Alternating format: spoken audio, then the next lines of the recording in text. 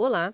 No Educatalks Nova de hoje, a gente vai mergulhar num assunto super importante, usando como base um material de infectologia sobre infecções, né? Como elas começam, como se espalham. Olá, exato.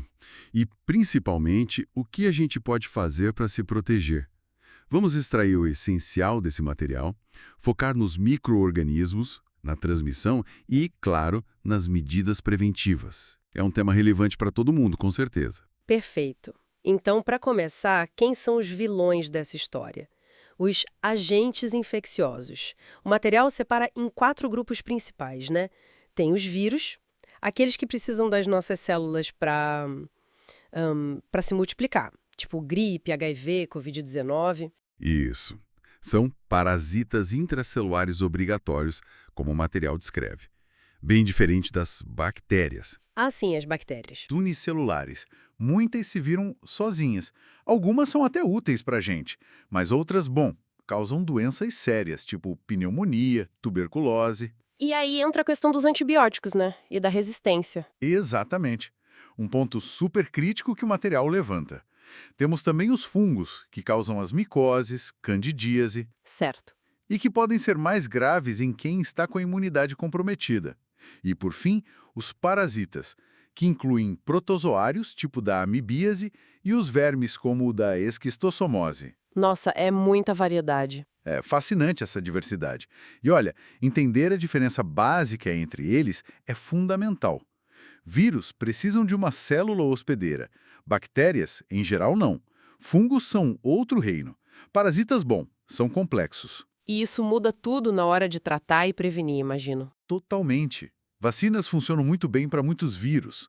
Antibióticos são a arma contra bactérias, mas só contra elas, e com o risco da resistência. Antifúngicos para fungos, antiparasitários para parasitas, cada um na sua linha. Faz sentido. E para entender o controle, o material traz um conceito-chave: a cadeia de infecção. Pensa assim: tem o agente, onde ele vive quietinho, o reservatório, como ele sai de lá, como ele viaja até nós, o modo de transmissão, por onde ele entra e quem é que pode pegar, o hospedeiro suscetível. Entendi. É tipo um caminho. Isso. E para controlar a infecção, a gente precisa quebrar um elo dessa corrente, qualquer um deles. Legal. E falando em como eles viajam, como é essa transmissão? O que o material diz? Bom, ele detalha os principais jeitos. Tem o contato direto, pessoa com pessoa, sabe? Tipo infecção de pele. Aham. O contato indireto, por superfícies contaminadas, uma maçaneta, um celular. Nossa, verdade. Aí tem as gotículas, quando alguém tosse ou espirra perto, resfriado, covid, essas coisas. Sim. Tem a via aérea, que são partículas ainda menores que ficam suspensas no ar por mais tempo. Tuberculose, sarampo. Essa é mais complicada, né? Sim, exige cuidados diferentes. E tem a via fecal-oral, por água ou alimentos contaminados. Hepatite A, cólera. E também a vertical, de mãe para filho durante a gravidez ou parto. Uau, são muitas rotas. E como isso se conecta com a prevenção? Ah, totalmente conectado. Entender o modo de transmissão é a chave para saber como se proteger. É a lógica por trás das medidas. Explica melhor. Claro, se a transmissão é por gotículas ou via aérea, o uso de máscaras em certas situações faz todo sentido, né? Para criar uma barreira. Certo. Agora, se é por contato direto ou indireto ou fecal-oral, a higiene das mãos se torna, assim, a estrela principal. Lavar as mãos quebra essa rota de transmissão.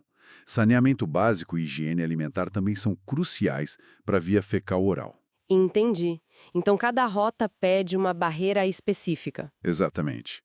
Não é uma solução única para tudo. O material deixa isso bem claro. E chegamos na prevenção. Quais são as medidas que o material mais destaca? As mais importantes? Olha, sem sombra de dúvida, a higienização das mãos. O material bate muito nessa tecla. É considerada a medida isolada mais eficaz. Mesmo. Tão simples. Tão simples e tão poderosa. Logo em seguida, vem a vacinação. Proteção individual e coletiva, fundamental. E no ambiente de saúde, claro, o uso correto dos EPIs, os equipamentos de proteção individual. Luvas, máscaras, aventais. Isso, essencial para proteger tanto os profissionais quanto os pacientes. E outro ponto importantíssimo que já falamos, o uso racional de antibióticos. Para evitar a superresistência das bactérias. Precisamente. Usar só quando o médico prescreve pelo tempo certo. E o material também fala do isolamento de pacientes infectados em hospitais, saneamento básico, higiene alimentar, tudo isso faz parte do pacote. E qual o papel da enfermagem nisso tudo? O material deve focar bastante nisso, né? Com certeza. A enfermagem é descrita como uma peça central nesse controle. Não é só administrar medicamento. É educar o paciente sobre a doença, sobre prevenção, monitorar sinais de infecção, aplicar rigorosamente os protocolos de biossegurança. Que seriam? As precauções padrão, que valem para todos os pacientes, e as precauções específicas baseadas na transmissão, de contato, para gotículas, para aerosóis. Além disso, a enfermagem é crucial na vigilância e notificação das IRAs. IRAs. Infecções relacionadas à assistência à saúde. Aquelas que se pega no hospital. Exatamente essas. Um desafio constante. A enfermagem atua como uma sentinela ali na linha de frente. O material também dá um exemplo de doença, né? Acho que tuberculose. Sim. Fala da transmissão pelo ar e da importância do tratamento supervisionado, o DOTS. O que é isso na prática? DOTS é a sigla em inglês para tratamento diretamente observado. Basicamente, um profissional de saúde acompanha o paciente tomando a medicação. Garante que ele tome direitinho todos os dias. Ah, para garantir a adesão. Isso, porque o tratamento da tuberculose é longo e se a pessoa para antes da hora, a bactéria pode não só voltar, mas voltar resistente aos remédios. O DOTS ajuda a evitar isso. É um exemplo claro de como o controle de uma infecção é complexo, vai além do comprimido. Nossa, faz todo sentido. Bom, então, resumindo essa nossa exploração do material, o ponto-chave é conhecer os tipos de micróbios e entender como eles se espalham para poder escolher as melhores defesas. E algumas defesas são super eficazes, como lavar as mãos e se vacinar. Perfeito. É isso. A prevenção é o esforço contínuo de cada um e da sociedade.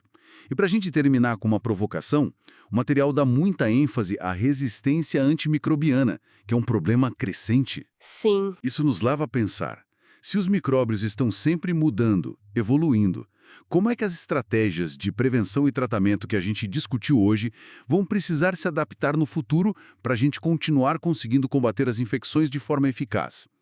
Fica a reflexão. Uma questão fundamental mesmo. E com essa reflexão, a gente encerra nosso Educatox Inova aqui de hoje. Muito obrigada. Eu que agradeço. Até a próxima. Até.